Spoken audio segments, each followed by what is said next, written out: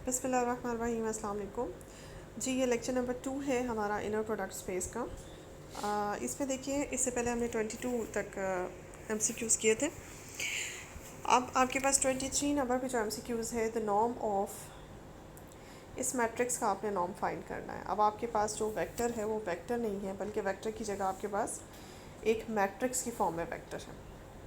आपने इसका norm find करना है, यानी कि आपने ए के साथ ही इनर प्रोडक्ट लेना है और उसका स्क्वायर रूट लेना है। ये आपके पास ए का नॉर्म बन जाएगा। तो देखिए, ए आपके पास मैट्रिक्स है। अब यहाँ पे जो इनर प्रोडक्ट डिफ़ाइन किया हुआ है, उसने इनर प्रोडक्ट दो डिफरेंट वेक्टर्स का उसने डिफ़ाइन किया हुआ है, ट्रेस ऑफ बी ट्रांसपोज ए।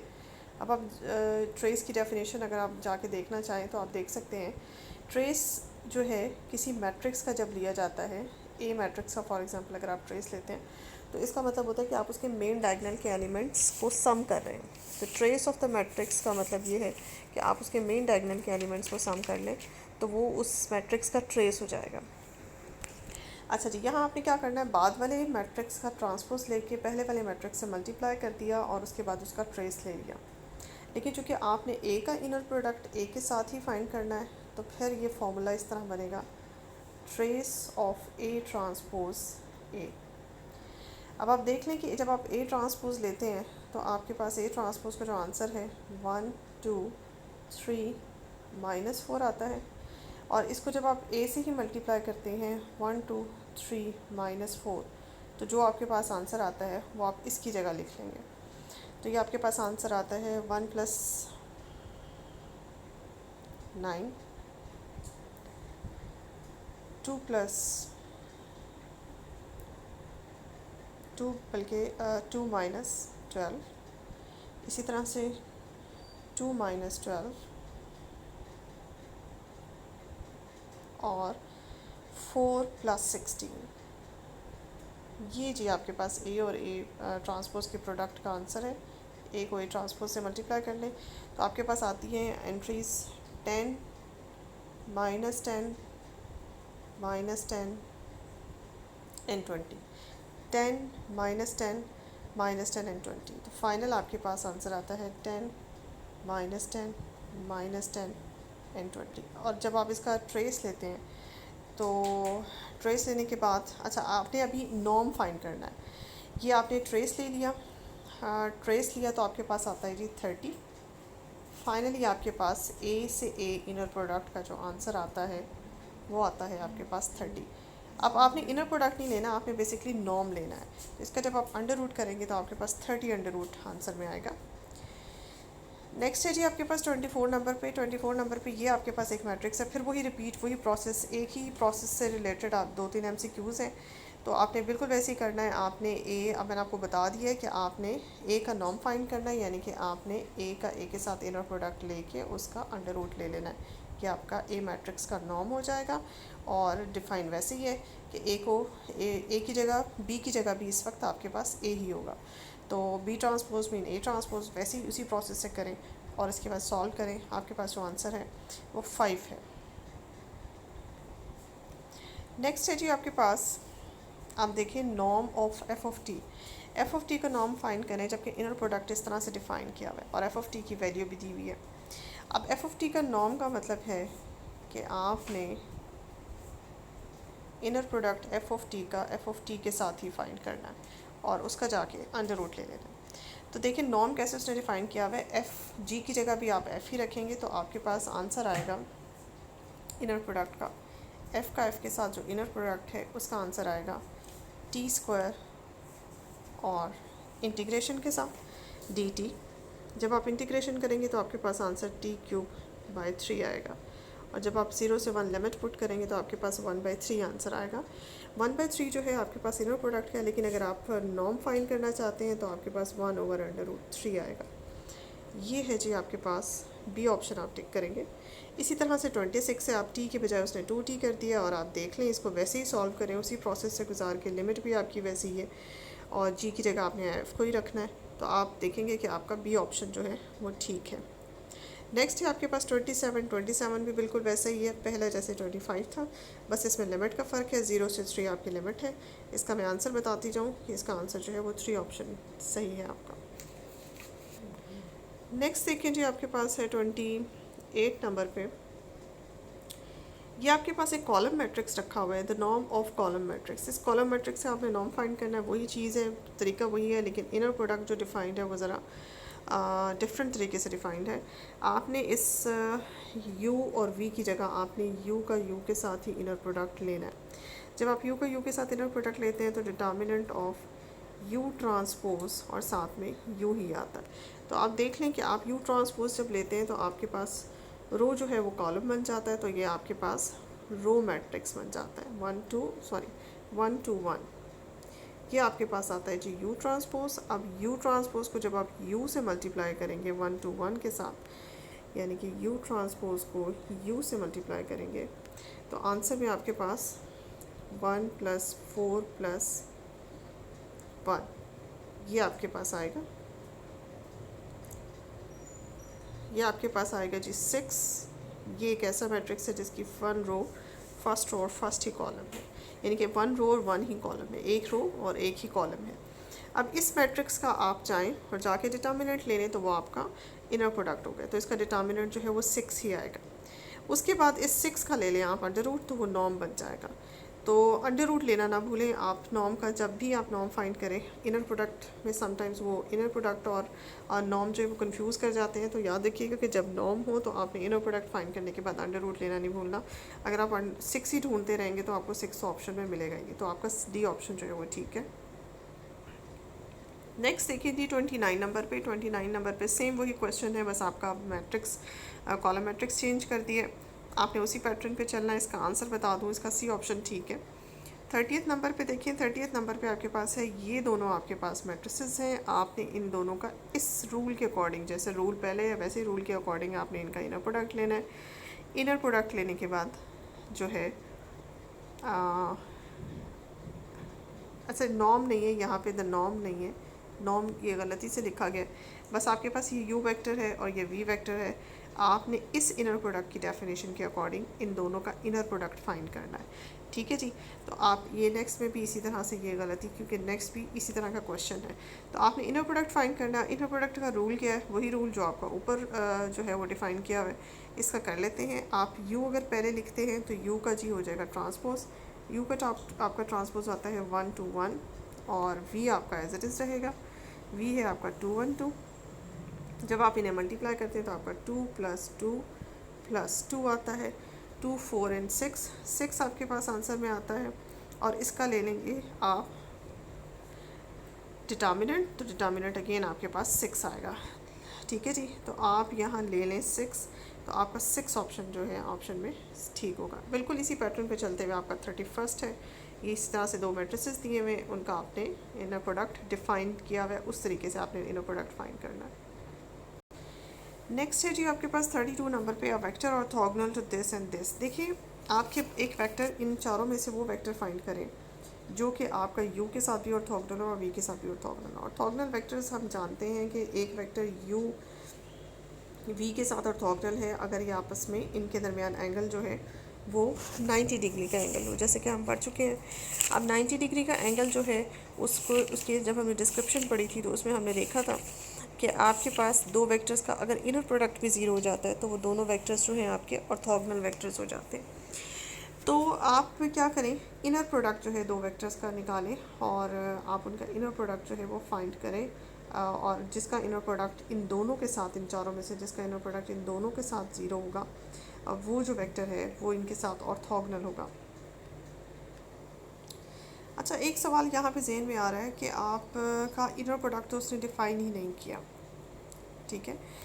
तो अगर आप फॉर एग्ज़ाम्पल अगर आप पहले ऑप्शन को सिलेक्ट करते हैं, ये एक वेक्टर है, असल ये वेक्टर है 1 0 -1 का ट्रांसपोज लिखा हुआ है, ये कॉलम वेक्टर है, कॉलम मैट्रिक्स है। अगर मैं ये क्लेम करती हूँ कि ये कॉलम मैट्रिक्स u के साथ और v के साथ दोनों के साथ जो है परपेंडिकुलर है, तो मुझे इस कॉलम इसको नाम दे देती हूँ फॉर एग्ज़ाम्पल a का। तो ये a का मैं इनर प्रोडक्ट लूँगी u के साथ, ठीक है, और a का इनर प्रोडक्ट मैं v के साथ भी लूँगी। दोनों के साथ इसके इनर प्रोडक्ट का आंसर जो है वो ज़ीरो आना चाहिए, ठीक है। तो इस तरह का मैट्रिक्स जो है वो इसका वो हो जाएगा ऑर्थोगोनल। लेकिन आप यहाँ पे डिफाइनिंग बिहेवियर ही नहीं बताया हुआ एक चीज़ मैं आपको बता दूं, यहाँ पे उसने आपको बताया ही नहीं हुआ कि इनर प्रोडक्ट दो मैट्रिसेस का किस तरीके से लेना है। अब इससे पहले जो हम इनर प्रोडक्ट मैट्रिसेस का लेते रहे हैं, फॉर एग्जांपल ये एक ए मैट्रिक्स है और ये बी मैट्रिक्स है, इनका इनर प्रोडक्ट अभी पिछले एग्जांपल्स में, क्वेश्चंस में, एमसीक्यूज में हमने देखा है कि इनका इनर प्रोडक्ट 2-4 क्वेश्चंस में इस तरह से डिफाइंड था। पहले वाले का जो है वो आप ट्रांसपोज ले लेते हैं और दूसरे वाला एज इट इज़ है। अच्छा, ये जो बिहेवियर है अक्सर, जैसे इस क्वेश्चन के अंदर आपको नहीं बताया गया कि आपने दो मैट्रिसेस का इनर प्रोडक्ट डिफ़ाइन ही नहीं किया गया। ये बात याद रखें कि जहाँ मैट्रिसेस का इनर प्रोडक्ट डिफ़ाइन ना किया जाए वहाँ आप इसको इस बिहेवियर को अंडरस्टूड समझे। जैसे यूक्लिडियन इनर प्रोडक्ट का बिहेवियर जो है वो अंडरस्टूड समझा जाता है इसी तरह से मैट्रिसेस में इनर प्रोडक्ट का बिहेवियर जो है ये स्टैंडर्ड समझा जाता है। अगर कहीं डिफ़ाइन ना किया हो तो आपने इस तरीके से उसको खोलना है और मल्टीप्लाई करना है। यानी कि कॉलम मैट्रिसेस के अंदर इनर प्रोडक्ट का ये जो बिहेवियर है ये समझें कि ये स्टैंडर्ड बिहेवियर है। अच्छा जी, आप इसके तरीके से करते हैं तो मैं इस वक्त यहाँ देख रही हूँ, मुझे ये चारों के चारों जो हैं अगर मैं इनका इसके साथ इनर प्रोडक्ट लूँ according to the inner product as I defined earlier, तो आप उसके मुताबिक लेते हैं तो ये चारों के चारों इन दोनों के साथ एट अ टाइम जो है आपके पास इनका आंसर जो है वो ज़ीरो आता है इनर प्रोडक्ट का। तो आप इसमें से किसी को भी टिक कर लेंगे तो आपका आंसर जो है वो ठीक होगा। 33 नंबर पे देखें, इसी तरह से u और v है, आपने अगेन इनमें से निकालना है वो वेक्टर जो कि आपके u और v के साथ जो है परपेंडिकुलर हो। तरीका वही है, डिटर्मिनेंट ऑफ फर्स्ट का ट्रांसपोज इनटू सेकंड। तो ये आपकी प्रैक्टिस है, आप इसे देख लें। लेकिन मैं आपको आंसर बता दूं, इसका आंसर जो है, मैंने आंसर देखा है इसका डी टिक है। हो सकता है कि इसके बाकी तीनों भी इसी तरह से, जैसे उसमें जो टिक किया हुआ है वो सी ऑप्शन टिक किया हुआ है, लेकिन मैं देख रही हूँ कि ये तीनों ऑप्शन जो हैं ये ऐसे हैं कि दोनों इन दोनों के और साथ ऑर्थोगोनल है, ये तीनों के तीनों। तो इसमें भी हो सकता है, लेकिन मैं आपको एक आंसर बता रही हूँ डी, और इसका ऑप्शन टिक किया हुआ है। आप चेक कर लीजिएगा और इसकी प्रैक्टिस भी कर लीजिएगा। नेक्स्ट है जी हमारे पास 34 नंबर पे, यू और वी आपके पास कोई से दो इनर प्रोडक्ट स्पेसिस हैं ओवर आर, यानी कि सेम फील्ड के ऊपर हैं। Then which is the Cauchy Schwarz inequality. अब कॉशी-श्वार्ट्ज़ इनइक्वालिटी हमें याद है कि हमने ये पढ़ी थी, तो इनमें से कौन सी कॉशी-श्वार्ट्ज़ है याद रखिएगा। इसीलिए मैंने आपको जब पढ़ाया था तो मैंने आपसे कहा था ये रिजल्ट याद कर लें जी। नेक्स्ट है जी आपके पास which inequality is the triangular inequality in norms. इसमें से कौन सी इनइक्वालिटी जो है वो ट्राइंगुलर इनइक्वालिटी कहलाती है आपके नॉर्म की। तो ये भी मैंने जब आपको पढ़ाया था तो मैंने स्टार्ट में आपको इसका इंट्रोडक्शन दिया था। u प्लस वी का whole norm is less than equals to u norm v norm. इसका सी ऑप्शन आप टिक करेंगे। इसके बाद 36 नंबर्स पे देखें। 36 नंबर पे आपके पास है two vectors are orthogonal if the vectors are perpendicular, if their norm is if their inner product is zero या एंगल बिटवीन दैम इज़ 90 या ऑल अबव। अब हम जानते हैं ऑर्थोगोनल मैट्रिक्स का मतलब इनर प्रोडक्ट का ज़ीरो होना भी होता है, 90 डिग्री का एंगल भी होता है, और वेक्टर्स आपस में परपेंडिकुलर भी होते हैं। तो इसलिए ये तीनों जो है वो टिक होंगे, तो इसका मतलब है डी ऑप्शन पे आप टिक करेंगे, तीनों ठीक है। 37 पे देखिए, which vector is orthogonal to every vector. ये मैंने आपको नोट में बताया था स्टार्ट में कि ज़ीरो वेक्टर एक ऐसा वेक्टर होता है जो हर वेक्टर के साथ ऑर्थोगोनल होता है, तो आप ज़ीरो वेक्टर पे टिक करेंगे। इसके अलावा 38 नंबर पे देखें। 38 नंबर पे the angle theta between the two vectors of the inner product space.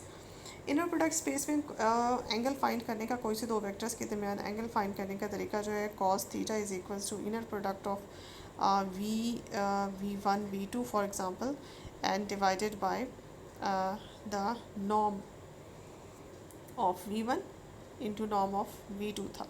ये फॉर्मूला मैंने आपको लिखवाया था। उसमें साथ में एक रिस्ट्रिक्शन थी कि जो थीटा एंगल होता है ये पहले दो कोऑर्डिनेट्स में होता है, ज़ीरो से शुरू होता है और पाई तक जाता है, तो सी ऑप्शन आप टिक करेंगे। नंबर 39 पे देखिए, स्टैंडर्ड बेसिस ऑफ R2। ये तो आप वेक्टर स्पेस से भी जानते हैं कि R2 की जो स्टैंडर्ड बेसिस होती हैं वो 1001 होती हैं, आप बी ऑप्शन पे टिक करेंगे। नेक्स्ट है जी 40th नंबर पे, ये भी मैंने आपको ऑर्थोगोनल कॉम्प्लीमेंट की डेफिनेशन बताई थी। ऑर्थोगोनल कॉम्प्लीमेंट अगर W एक सब स्पेस है इनर प्रोडक्ट स्पेस की, तो W का जो ऑर्थोगोनल कॉम्प्लीमेंट है वो कैसे बनता है, उसको इस तरह से लिखा जाता है। W के हेड पे एक उल्टा T डाल के इसको W पॉप पढ़ते हैं, यानी कि परपेंडिकुलर।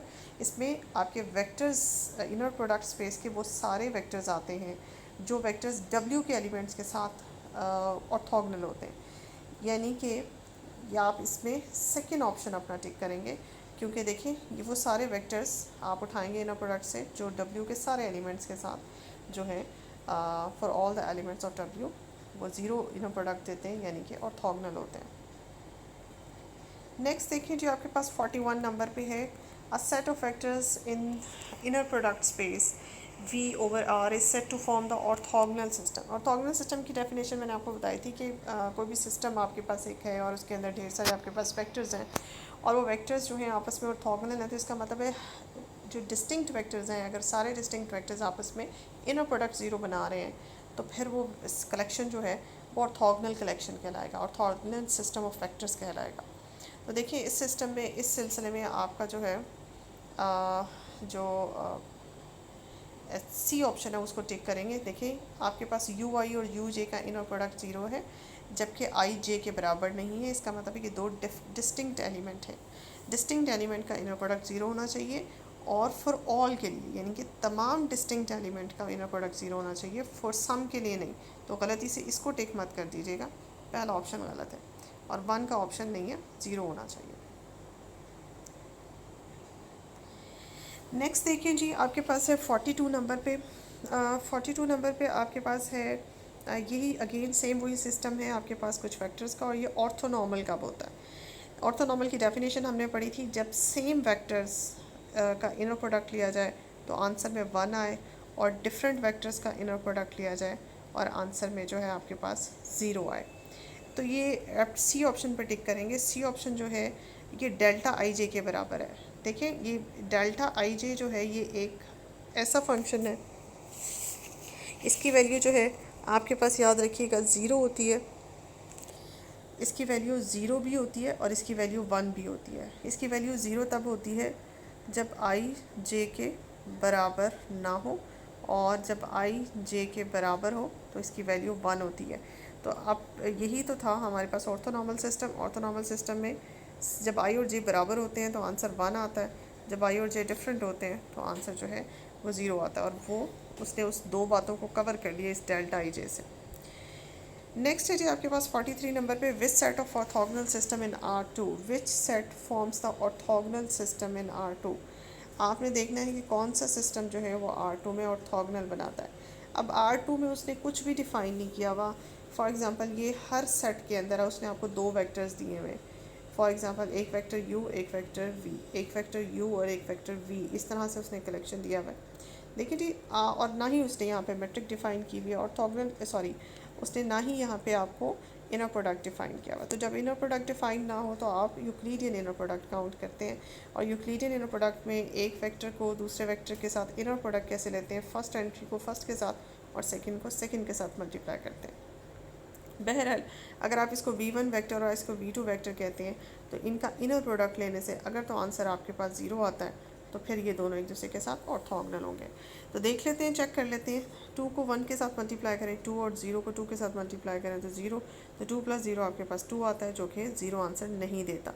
तो पहला तो आपका ऑप्शन गलत है, पहला तो आपका एक्सेप्टेबल नहीं है, ये ऑर्थोगोनल सिस्टम नहीं है। दूसरा देख लें, 1 को 1 से मल्टीप्लाई किया 1 आया, 0 को 2 से मल्टीप्लाई किया 0 आया, तो 1 + 0 1 होता है। अब तीसरा ऑप्शन देखिए, 2 को 0 से मल्टीप्लाई किया 0 आया और 0 को 2 से मल्टीप्लाई करके 0 आता है, तो ये तीसरा ऑप्शन जो है ये ऑर्थोगोनल सिस्टम है। नेक्स्ट है जी आपके पास इस सिस्टम में से आप बताएं इन चारों में से कि कौन सा सिस्टम जो है आपके पास ऑर्थोनॉर्मल सिस्टम है।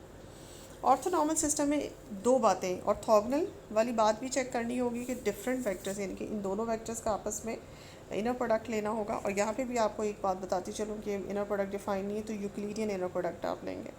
तो इन दोनों का आपस में जब इनर प्रोडक्ट लें तो 0 आंसर आना चाहिए, और इसका खुद से आप जब एक वेक्टर का खुद के साथ इनर प्रोडक्ट लें तो आंसर जो है वो 1 आना चाहिए। तो कौन सा ऐसा कलेक्शन है, देखिए इसके बारे में हम पहले चेक कर चुके हैं कि जब आप इन दोनों का आपस में प्रोडक्ट करते हैं, इनर प्रोडक्ट लेते हैं तो आंसर 0 आता है।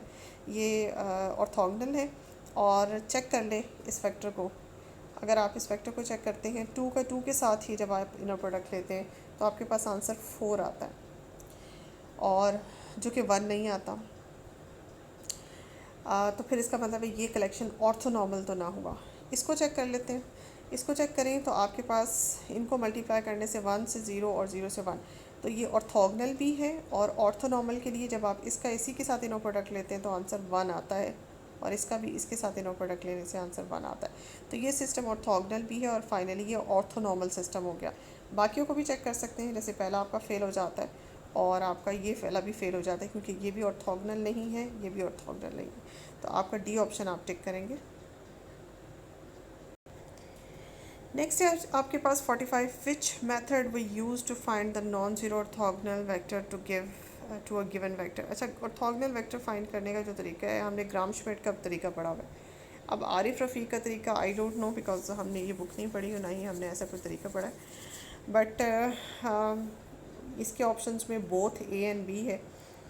मेरे तो इनमें सिर्फ ग्राम श्मिट है। अगर आप ग्राम श्मिट को भी टिक कर देते हैं मेरे ख्याल से, तो आपका ओके हो जाएगा, सही हो जाएगा। 46 नंबर पे देखिए, which vector is orthogonal to this. अब आपने इसके साथ ऑर्थोगोनल वेक्टर निकालना है। ऑर्थोगोनल वेक्टर कैसे निकालेंगे? अच्छा, मज़े की बात, इसमें इनर प्रोडक्ट भी डिफाइन नहीं है।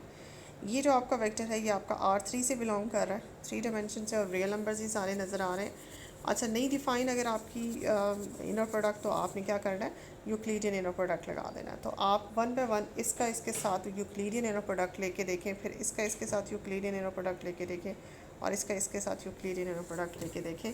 तो आपके पास जो आंसर आएगा, अगर 0 आ जाता है तो वही आपके पास वेक्टर जो है इसके साथ ऑर्थोगोनल होगा। तो सबसे पहले इसका इसके साथ लेते हैं, तो आपको पता है करस्पॉन्डिंग एंट्रीज पहली के साथ, दूसरी के साथ और तीसरी के साथ मल्टीप्लाई होके और ऐड अप कर लेंगे। और हम देखते हैं कि इन तीनों को मल्टीप्लाई करने से एलिमेंट्स को आंसर में आपके पास 0 आता है इनर प्रोडक्ट। सो ये पहला वाला जो है ये ऑर्थोगोनल है। दूसरा देखें, दूसरा तो वैसे ही 0 वेक्टर है, और 0 वेक्टर तो वैसे ही सबके साथ ऑर्थोगोनल होता है, तो दूसरा भी इसके साथ ऑर्थोगोनल है।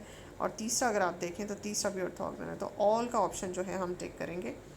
47 नंबर पे देखें, विच वेक्टर इज़ ऑर्थोनॉर्मल, यानी कि वो वेक्टर निकालें जो इसके साथ ऑर्थोनॉर्मल है।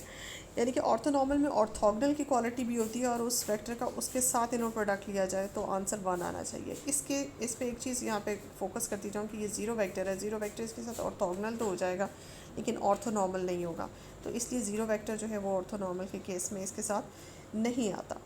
तो इसको देख लें, अगर ये उसके साथ मल्टीप्लाई किया जाए तो आंसर ये ऑर्थोगोनल तो बनता है, लेकिन क्या ये ऑर्थोनॉर्मल है? इसका इसी के साथ यूक्लिडियन इनो प्रोडक्ट लिया जाए तो आंसर डेफिनेटली आपके पास आता है 1। तो ये जो सिस्टम है, ये वाला जो एक ऑप्शन में जो आपके पास वेक्टर है, ये इसके साथ मिलके ऑर्थोनॉर्मल सिस्टम बनाएगा। जबकि तीसरा जो है ये नहीं बनाता, क्योंकि इसका जब आप इसको मल्टीप्लाई करते हैं तो ये ऑर्थोगोनल तो बन जाता है इसके साथ, लेकिन ये ऑर्थोनॉर्मल नहीं बनता, क्योंकि इसका इसके साथ ही इनो प्रोडक्ट लेने से आंसर में आपके पास 2 आता है। तो हमारे पास आंसर में 1 आना चाहिए, तो वो आप ए ऑप्शन टिक करेंगे। नेक्स्ट है जी आपके पास 48 नंबर पे, आप देखें 48 नंबर पे आपके पास है कि orthonormal systems are uniquely determined, not uniquely determined, and both and B and none. तो ये बात आप याद रखिएगा कि ऑर्थोनॉर्मल सिस्टम्स जो होते हैं ये यूनिकली डिटर्मिन्ड नहीं होते, ठीक है। यानी कि आप ये नहीं कि आप एक ही ऑर्थोनॉर्मल सिस्टम बना सकते हैं, जैसे एक ही वेक्टर का एक ही ऑर्थोनॉर्मल सिस्टम नहीं बन सकता, एक ही वेक्टर के रिस्पेक्ट से बहुत से ऑर्थोनॉर्मल सिस्टम्स बन सकते हैं, तो ये यूनिकली डिटर्मिन्ड नहीं होते। 49 नंबर पे देखिए, every orthonormal system is linearly dependent, linearly independent and uniquely determined. ये बात याद रखिएगा कि ऑर्थोनॉर्मल सिस्टम्स जितने भी होते हैं वो सारे आपस में लीनियरली इंडिपेंडेंट होते हैं, ठीक है जी। तो अब मतलब जैसे फॉर एग्जांपल आपके पास ये एक ऑर्थोनॉर्मल सिस्टम पड़ा हुआ है, इसके अंदर जितने भी वेक्टर्स हैं वो सारे आपस में ऑर्थोनॉर्मल हैं, तो आप उन्हें लीनियरली इंडिपेंडेंट चेक करेंगी। उस केस में लीनियरली इंडिपेंडेंट, वही कॉन्सेप्ट लीनियरली इंडिपेंडेंट या डिपेंडेंट का जो कॉन्सेप्ट आपका जो है क्या कहते हैं उसको, वेक्टर स्पेस पे है। तो वेक्टर स्पेस वाला कॉन्सेप्ट, उन वेक्टर्स को आपस में लीनियर इंडिपेंडेंट चेक करेंगे तो उनके तमाम स्केलर्स जो हैं वो 0 आ जाएंगे। तो आप कह सकते हैं, ये बात अब याद रखिएगा इसको एज ए नोट, कि ऑर्थोनॉर्मल सिस्टम जो होता है वो लीनियरली इंडिपेंडेंट होता है, और ऑर्थोनॉर्मल सिस्टम यूनिकली डिटर्मिन्ड भी नहीं होता। अच्छा जी, ये तो मैंने आज आपको वो कल आपका पेपर है, जो कि इनर प्रोडक्ट स्पेस में मैं जितना कर सकी, ये अगर आप गौर करें तो ये मैं जो मैंने आपको इनर प्रोडक्ट के एमसीक्यूज़ कराए हैं, ये कवर करते हैं आपकी जो मैथमेटिकल मेथड है उसके 3 एक्सरसाइज हैं 7 चैप्टर की। इनर प्रोडक्ट स्पेस में आपका 7 चैप्टर आता है, और 7 चैप्टर की आई थिंक आपकी 3 या 4 एक्सरसाइजेस है। और अगर आप इन तमाम एमसीक्यूज़ के ऊपर गौर करें, 4 एक्सरसाइजेस मुझे नज़र आई हैं, अगर आप इन तमाम एमसीक्यूज़ पे गौर करें तो ये एमसीक्यूज़ जो हैं आपके सिर्फ 7.1 को कवर करते हैं। मैं इस वीडियो के डिस्क्रिप्शन में आप ज़रूर देखिएगा, मैं इस वीडियो के डिस्क्रिप्शन में एक बहुत अच्छा लिंक आपको भेज दूँगी, उस लिंक में आप जाइएगा। वो भी एक इसी तरह से यूट्यूब चैनल उनका है, मैथ्स के टीचर है। उन्होंने आपके 7.2, 7.3 और 7.4 के ऊपर भी जो है एमसीक्यूज़ बना के, उनकी प्लेलिस्ट में जाइएगा बीएससी एग्ज़ाम्स के लिहाज से, तो उन्होंने 7.2, 7.3 और 7.4 के ऊपर भी बना के जो है वीडियोस अपलोड की हुई है। इसी तरह से एमसीक्यूज़ आप चाहें तो वहाँ जाके देख सकते हैं। ठीक है जी। और चले मैं अपना लेक्चर जो है वो यहीं पे एंड करती हूँ। आप मेरे वीडियो को देखें, लाइक करें और प्लीज़ शेयर करें। Thank you so much.